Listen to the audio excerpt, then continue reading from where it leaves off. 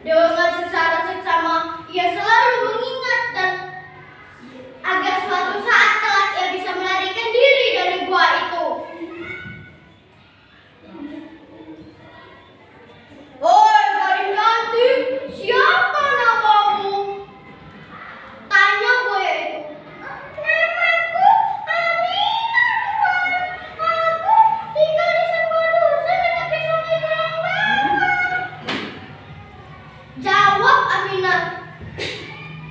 "Wahai buaya, bolehkah aku bertanya?" "Ada apa gerangan, Aminah? Katakanlah."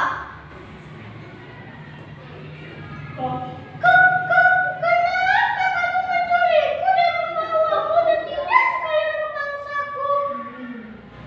tanya Aminah. "Ketahuilah, Aminah, aku membawamu ke tempat ini karena aku suka kepadamu. Kamu adalah gadis cantik dan rupawan dan lemah lembut. Maukah engkau tinggal bersamaku di dalam gua ini?" tanya buaya itu. Mendengar pertanyaan buaya itu, Aminah pun menjadi gugup dan sedikit terdiam dan termenung. Maaf buaya, aku tidak bisa tinggal bersamamu. Orang tuaku pasti akan mencariku, jawab Aminah menolak. Agar Aminah mau tinggal bersamanya, buaya itu berjanji akan memberikan perhiasan yang berada di dalam gua ini.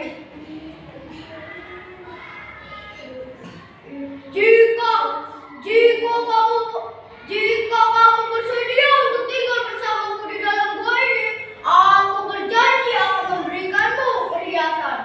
Tetapi jika kamu menolak, kamu akan menjadi mangsaku, ancam buaya itu. "Baiklah buaya, aku bersedia untuk tinggal bersamamu di dalam gua ini," jawab Aminah setuju. Pada suatu malam, buaya itu tertidur. "Wah, ini kesempatan baik untuk aku keluar dari sini," kata Aminah dalam hati.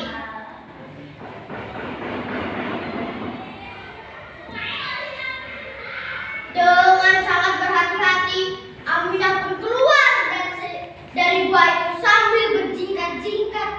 Ia sudah tidak berpikir untuk membawa harta benda milik buaya itu, kecuali pakaian dan perhiasan yang melekat di tubuhnya.